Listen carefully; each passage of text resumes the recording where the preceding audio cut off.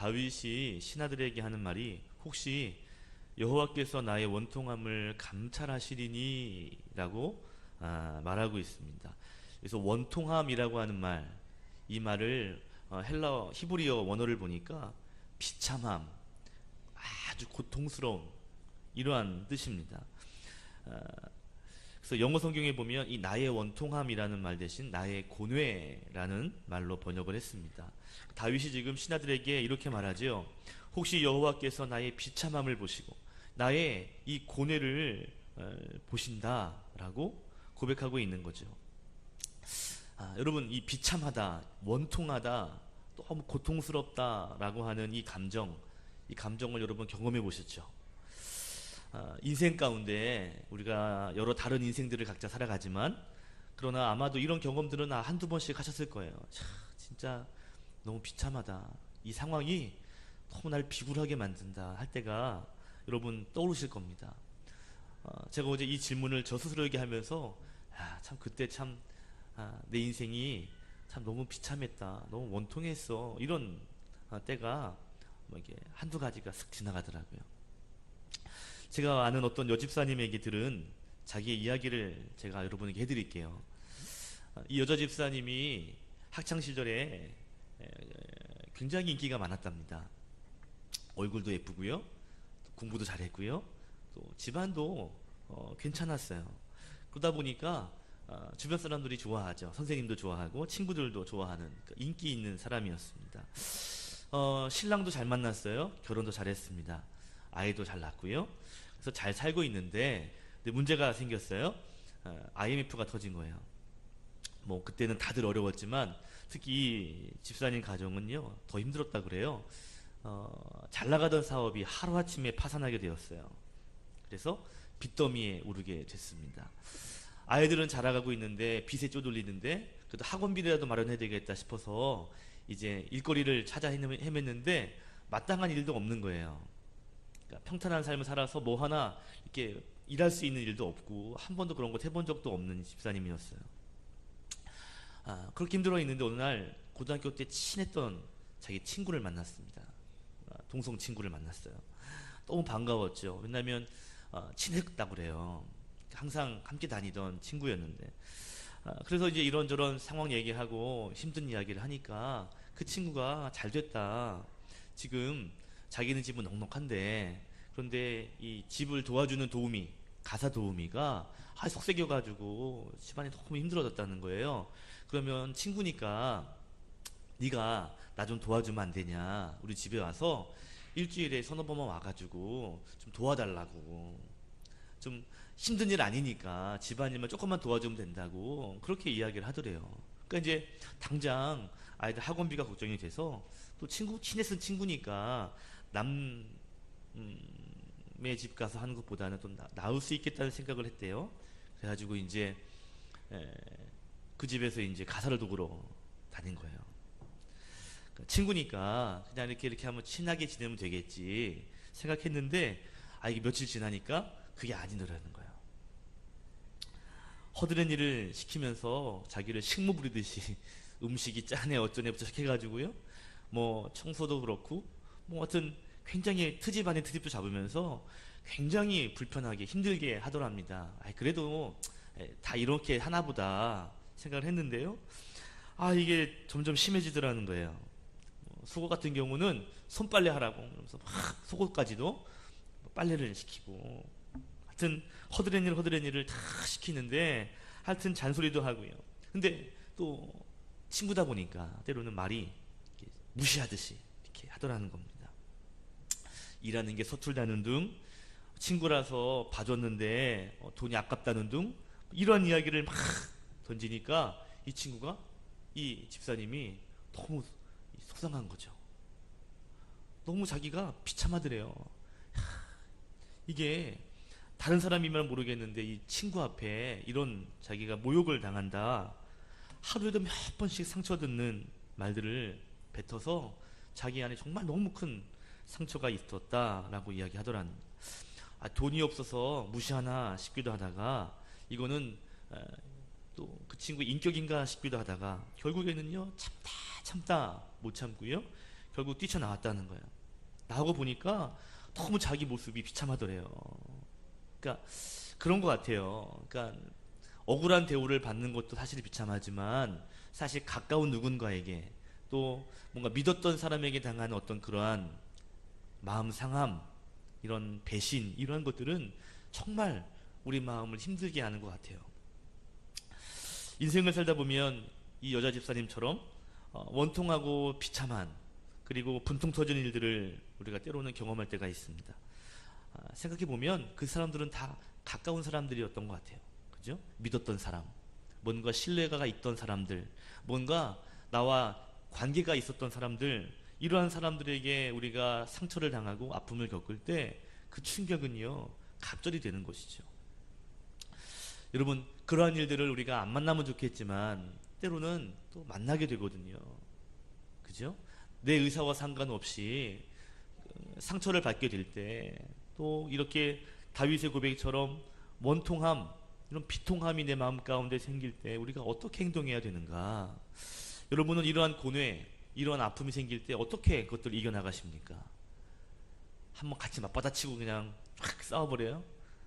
세상 사람들이야 나가서 술 한잔 하면서도 있는다 하지만 우리는 어떻게 살아야 하는 걸까요? 주변에 신앙의 내공이 있는 어른들을 만나보면 참 그런 것들을 보면 지금 힘이 있는 것 같아요. 내공이 있는 것 같아요. 야, 참 인생의 그런 일들의 이야기를 들어보면 야, 그때 어떻게 그런 일들을 겪었을까? 또 참았을까? 그런 것들을 또 툭툭 털어버리면서 또 이렇게 탁탁 일을 하시는 걸 보면 야, 참 내공이 있다. 참 신앙이 깊이가 있다라는 생각을 하게 되는 거예요. 우리도 그래야 되겠죠. 여러분, 쓰레기통에 쓰레기가 들어가는데요. 집이나 사무실이나 교회나 버려야 할 쓰레기들을 쓰레기통에 버리지 못하면요, 냄새가 나고 또 썩고 인상 찌푸린 일들이 일어나게 되거든요. 마찬가지입니다. 우리의 심정 안에, 우리 마음 가운데 또 감정 안에 속상한 것들, 억울한 것들, 이러한 것들을 잘 정리하며 버려야 할 때, 그래야 우리의 마음이 평안하고 기쁨이 있을 수 있거든요. 이러한 감정들을 잘 처리해야 되는데, 여러분, 우리가 신앙인으로서 또 그리스도인으로서 이러한 일들을 어떻게 극복할 것인가? 이러한 원통과 비참함, 이러한 고뇌를 우리가 어떠한 방법으로 극복해야 하는가? 오늘 다윗의 이야기를 통해서 교훈을 얻는 귀한 시간이 되기를 바랍니다. 아멘. 자, 그럼 먼저 배경을 좀 살펴봐야 돼요. 다윗이 왜 원통하다고 했을까? 어떤 일을 겪었을까를 알아야 되겠죠.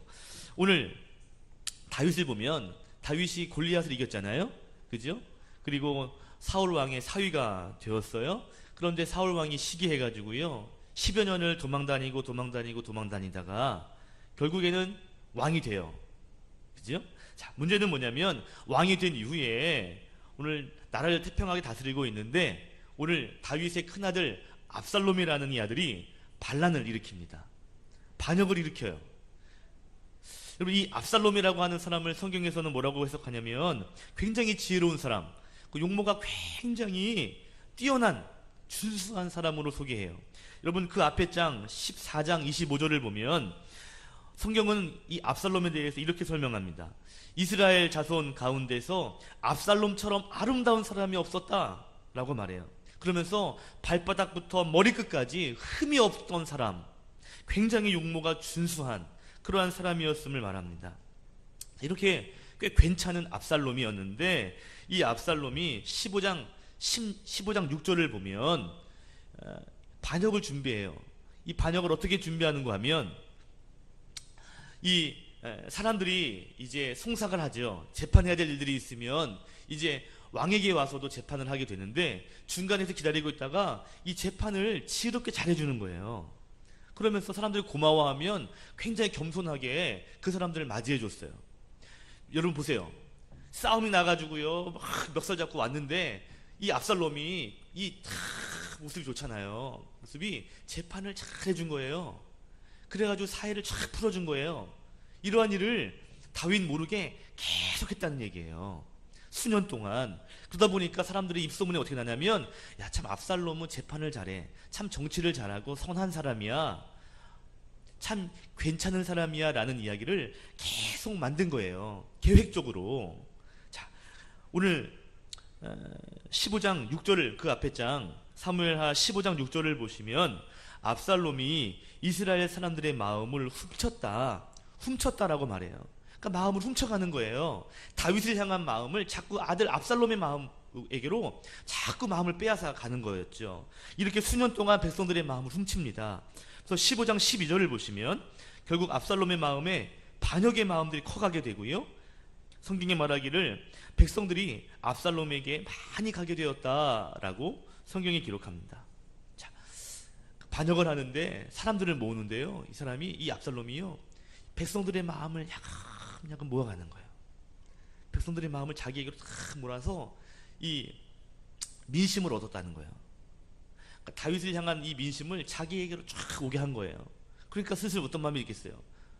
야, 다윗보다 나, 아들이 나, 이러면서 자꾸 야, 왕으로 세우자 이런 반역이 자연스럽게 일어나게 된 거예요.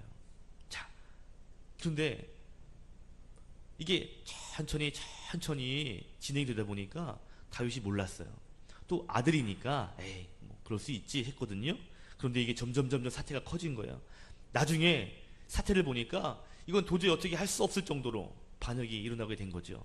그래서 오늘 성경에 보니까 그 앞에 장 보시면 다윗이요, 이것 뭐 챙길 것도 없이 목숨만 살기 위해서 가까운 가족과 신하들과 함께 왕궁을 떠나서 도망하게 되는 거예요.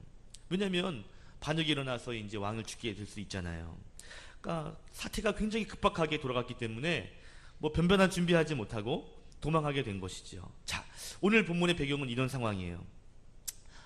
다윗이 아들 압살롬에게 배신당하고 반역을 당해서 왕권을 빼앗기게 되고 목숨만 살고자 급하게 도망하는 굉장히 어려운, 굉장히 비참한 그러한 상황이었어요. 그런데 오늘 성경에 보니까 이 도망하는 중에 오늘 시므이라고 하는 사람이 있는데, 오늘 성경에 보니까 시므이는 사울 왕의 친척이었다 그래요. 자, 이 시므이가 도망가는 다윗과 그의 무리를 보면서 욕을 합니다. 저주를 퍼붓는 거예요. 이게 5절부터 우리가 8절까지 말씀이에요. 7절에 보면 이렇게 말합니다. 다윗을 향하여서 피 흘리는 자여, 사악한 자여, 다윗을 향해서 사악한 자다, 피 흘렸던 자다, 가거라 외치고 욕을 합니다.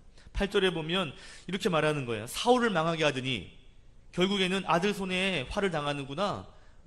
그 꼴이 뭐냐? 아들에게 배신당하고 반역당하는 꼴이 당연한 꼴이구나. 네가 사울에게 그렇게 하더니 그 꼴 당하는 게 당연한 거지? 저주하며 비아냥거리는 거예요. 자, 여러분 보세요. 아들에게 배신을 당해가지고 지금 목숨 살리고자 도망하고 있는 이 다윗, 얼마나 마음이 아프겠어요. 배신을 당했는데 믿었던 아들에게 배신을 당한단 말이에요. 그리고 옛날에 이 압살롬은 한번 실수했었거든요. 근데 아버지가 아들을 한번 용서해줬단 말이에요. 이런 아들이 또 배신을 하니 얼마나 다윗 마음이 아프겠어요. 그러니까 자기의 뒤통수를 치는 사람이 누구예요? 아들이에요. 가슴 아프죠. 자, 그런데 그런 아픈 마음을 가지고 떠나는 그 다윗을 향해서 시므이가 욕을 퍼붓는 거예요. 저주를 퍼붓고 있는 거예요. 그러니까 불난 집에 부채질한 정도가 아니라 아직 기름을 쏟아 붓는 거예요. 다윗이 얼마나 비참했을까? 다윗의 마음이 얼마나 원통하고 비통했을까? 여러분 상상할 수 있습니다. 자, 문제는 다윗 옆에 다윗의 신하들도 있었는데 그 옆에 성경에 보니까 9절에 아비새라고 하는 다윗의 장군이, 다윗의 사람이 있습니다. 이 아비새라는 사람은 다윗의 왼팔 되는 사람이거든요. 이 아비새가 보니까 화가 나는 거야. 그러면서 9절에 이렇게 이야기합니다. 저 죽은 개가, 저 시므이가 어떻게 우리 왕을 욕한단 말입니까? 왕이시여, 내가 가서 저놈의 머리를 베어오겠습니다. 허락만 해주십시오. 그러면 당장 가서 저놈의 머리를 단칼에 베어오겠습니다. 아니 저놈이 지금 누구에게 저런 욕을 합니까? 허락해 주십시오 라고 말하는 거예요.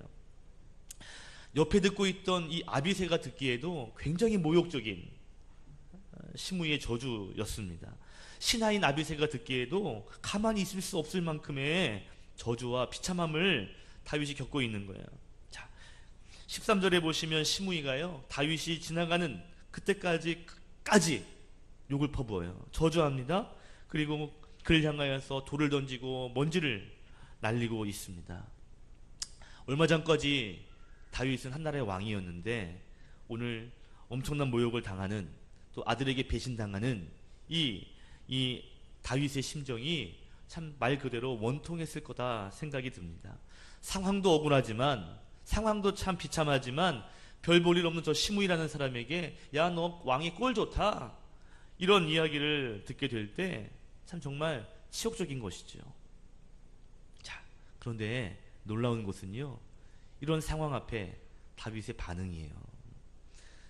오늘 성경에 보니까 다윗이 태연하게 그것을 받아들입니다. 11절 끝에 보니까 그가 저주하게 내버려둬라, 그렇게 말씀해요.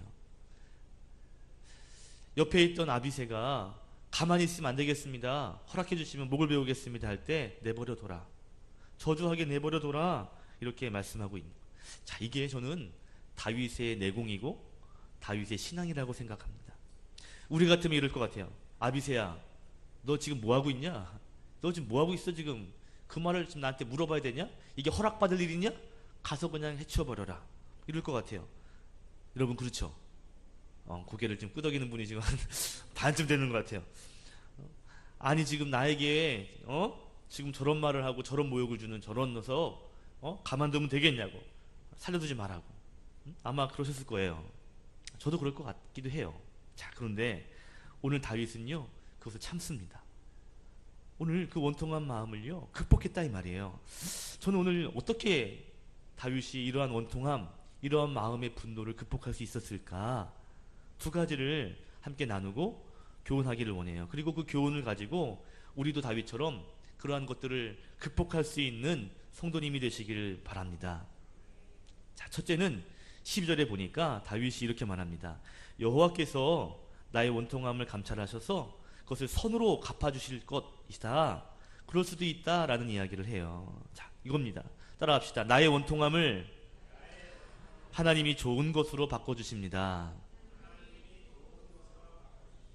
나의 원통함이 있지만 하나님께서는요 나를 불쌍히 여기셔서 그것을 보시고 오늘 감찰하시고가 본다는 거거든요. 그걸 보시고 좋은 것으로 바꿔주실 수 있다, 하나님은 그런 분이지 라고 오늘 다윗이 그 신하에게 이야기하고 있는 거예요.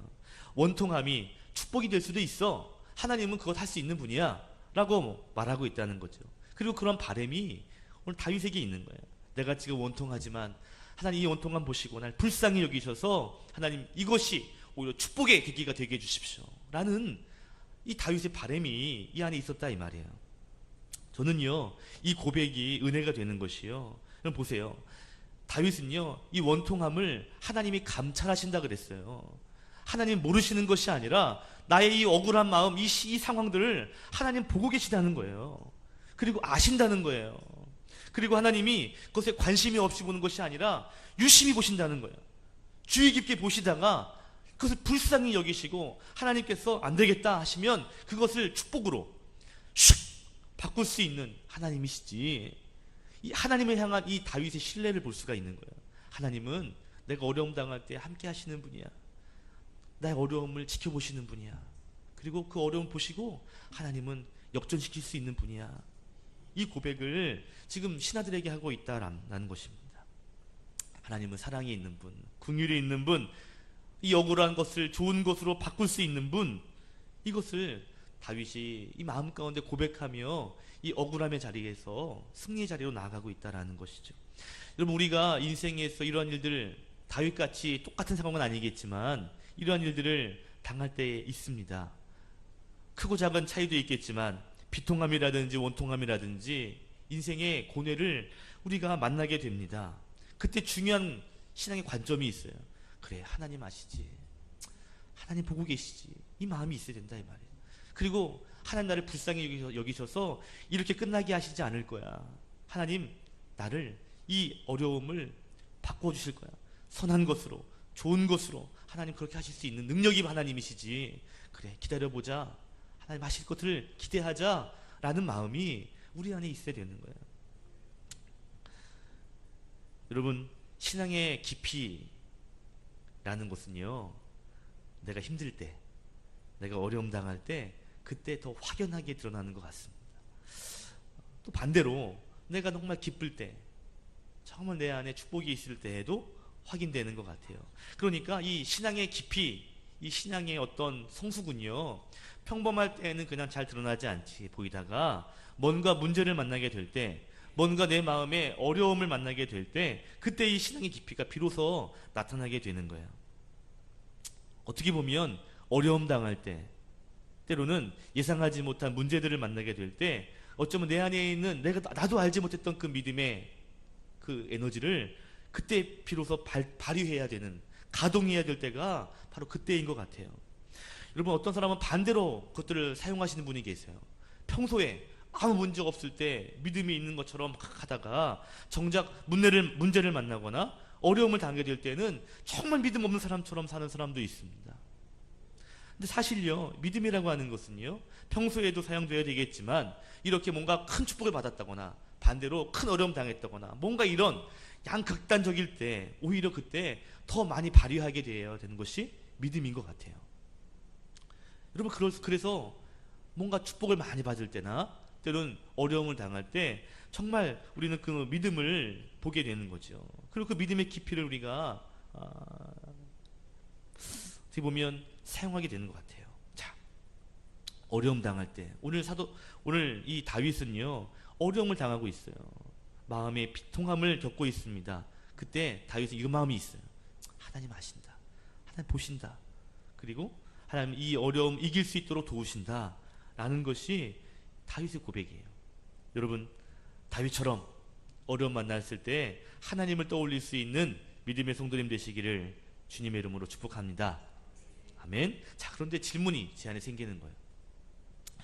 여러분, 사실 다윗이 이런 원통한, 이러한 비통함을 당하는 것이 처음이 아니에요. 그죠? 왕이 되기 전에 사울 왕으로부터 10년 넘는 세월 동안 억울하고 비참한 일들을 수없이 겪었습니다.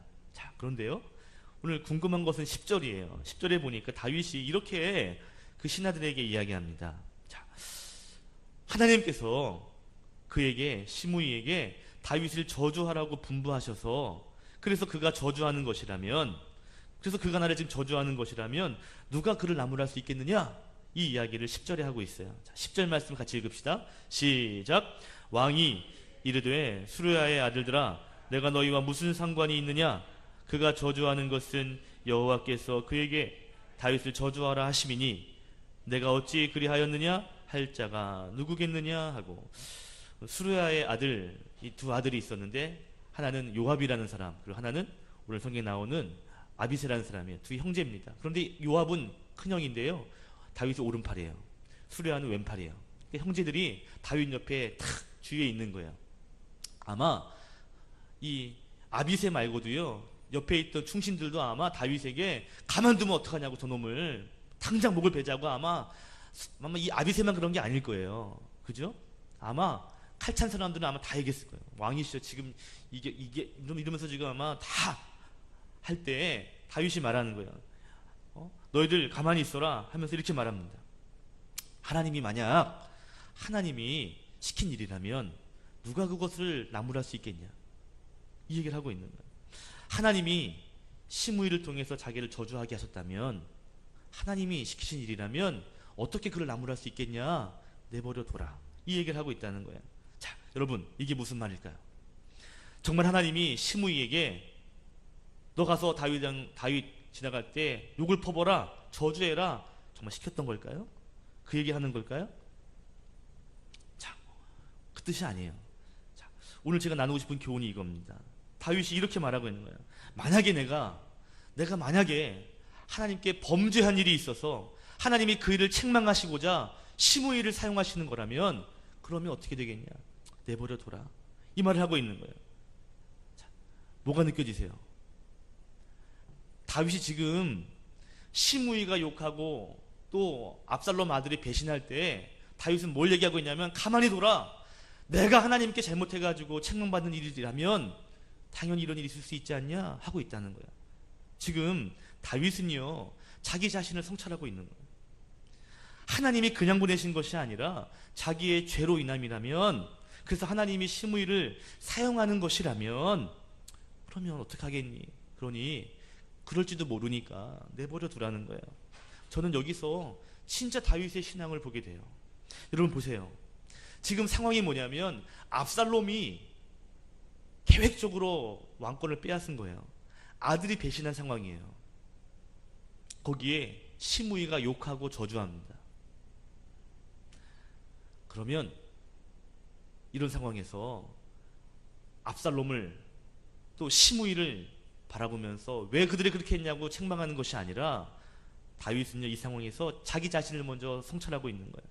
내가 혹시라도 하나님께 범죄하지 않았는가? 혹시라도 내가 알지 못하는 범죄를 하나님께 해서 하나님이 진노하시는 일이라면, 그런 거라면 어떡하겠냐? 내버려둬라. 이런 말하고 있는 거예요. 여러분, 두 번째 교훈은 이겁니다. 따라합시다. 나의 원통함이 자기 성찰의 도구가 됩니다. 그리고 그 성찰을 통해서 자기 발전의 도구가 될 수 있다라는 것이죠. 여러분 보세요. 다윗은요, 지금 굉장히 억울한 일을 당하고 있어요. 비통함을 겪고 있습니다. 그런데 다윗은 그때에 자기 자신이 혹시라도 하나님께 범죄함이 없는지 자기 자신을 성찰하고 있어요. 자, 보세요. 옛날에 다윗이 왕이 된 후에 밧세바와의 성적인 범죄를 저지르게 되죠. 기억나시죠? 우리아의 아내였던 밧세바를 어느 날 밤에 모욕하는 모습을 바라보고 흠모하게 돼요. 그리고 남편이 있는데 그를 불러다가 동침합니다. 간음한 것이죠. 큰 죄입니다. 그런데 밧세바가 임신을 한 거예요. 분명히 우리아는 전쟁터에 남편은 전쟁터에 나가 있는데 임신을 했어요. 그러면서 이제 죄가 드러나겠죠. 그래서 꾀를 부린 것이 우리아를 전쟁터에 나가서 죽게 하는 거야. 그래서 공문을 보내서 가장 치열한 전쟁 가운데 우리아가 나가게 해라. 그래서 죽게 만듭니다. 그러니까 다윗은 간음하고 살인한 거예요. 그래서 그걸 덮으려고, 하나님 그것을 덮으려고 회개하지 않는 여러 가지 죄악들을 짓게 됩니다. 자, 아들이 그 우리아가 죽었으니까요, 정정당당하게 그 아내인 밧세바를 후처로 이제 맞아들이게 되죠. 그리고 아이를 낳습니다. 문제는 뭐냐면 하나님이 기뻐하시지 않은 거예요. 하나님이 그 죄를 용납하시지 않았어요. 그러면서 그 아들이 병들어 아프게 합니다. 다윗이 금식하며 기도했죠. 그러나 하나님은 그 아들을 데려가셨어요.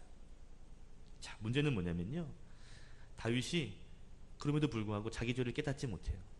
다윗이 예전에는 참 이렇게 자기를 성찰하던 사람이었는데 범죄할 때 간음을 덮고자 살인하고요, 회개하지 않는. 그러니까 지금 다윗은요, 죄를 깨닫지 못하고 있었어요. 그때 하나님이 나단 선지자를 보내죠. 그래서 죄를 깨닫게 하잖아요. 그 비유를 들잖아요. 양 많은 부자가 있는데 어느 날 손님이 와서 그 손님을 대접해야 되는데 자기 양을 잡지 않고 새끼 양 한 마리 있는 그걸 뺏어다가 그 양을 대접하고 빼앗아 갔다고 하니까, 그럼 어떡합니까? 그 얘기를 했더니 다윗이 그런 놈은 죽여야지. 당신이 그 놈이요? 깜짝 놀라잖아요.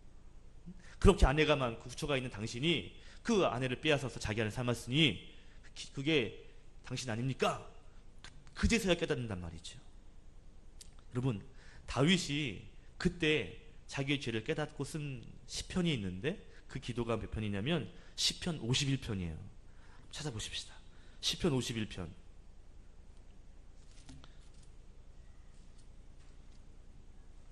시편 51편 16절 17절, 제 성경으로는 840면이에요. 구약성경 840면, 시편 51편 16절 그리고 17절입니다. 함께 읽을까요? 시작. 주께서는 제사를 기뻐하지 아니하시나니 그렇지 아니하면 내가 드렸을 것이라. 주는 번제를 기뻐하지 아니하시나이다. 하나님께서 구하시는 제사는 상한 심령이라. 하나님이여, 상하고 통회하는 마음을 주께서 멸시하지 아니하시리이다. 하나님께서 기뻐 받으시는 예배, 제사, 상한 마음, 상한 심령, 통회하는 마음이다. 이렇게 다윗이 말하고 있는 거예요. 자, 이거예요. 보십시오. 하나님이 진짜 원하는 제사가 뭐냐? 자기가 봤더니 회개하는 거라는 거예요. 그전에 몰랐는데 내가 죄인인지 몰랐는데 죄인임을 알게 됐어요. 나단을 통해서. 그죠? 51편 보시면 거기에 설명이 나오잖아요. 나단 선지자로부터 받은 책망이. 알게 되는 거예요. 야, 이 죄가 저 죄를 졌더니 하나님이 책망하셨구나. 그래서 내가 하나님 앞에 온전히 회개하고 용서받는 것이 이것이 진짜 산 제사구나. 이것이 진짜 하나님 기뻐하시는 예배구나 하는 걸 다윗이 깨닫게 된 거예요. 다윗은요, 밧세바 사건 그리고 그 아들을 잃어버리는 그 사건을 통해서 하나님 앞에 자복하는 것, 회개하는 것, 이것 자기 자신의 죄를 돌아보는 것이, 그리고 하나님께 용서를 구하는 이 마음이 얼마나 귀한 것인가를 그가 깨닫게 됩니다. 자, 오늘 보면 오늘 아들이 배신했어요. 왕권을 빼앗겼어요. 그리고 심의 통해서 저주를 당합니다.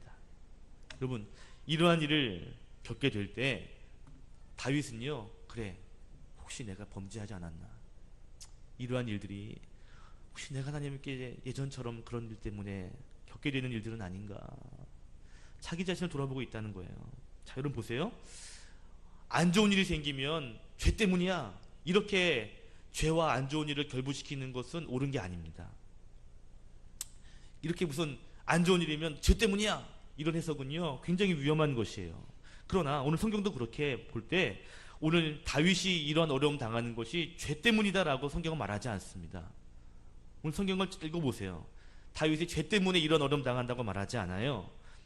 그런데 오늘 다윗은 이러한 어려움을 겪었을 때 스스로가 자기 자신을 바라보면서 내가 하나님과의 범죄가 있지는 않은가, 그래서 하나님께서 그런 범 내리지 않는가라고 자기 자신을 돌아보고 있다는 거예요.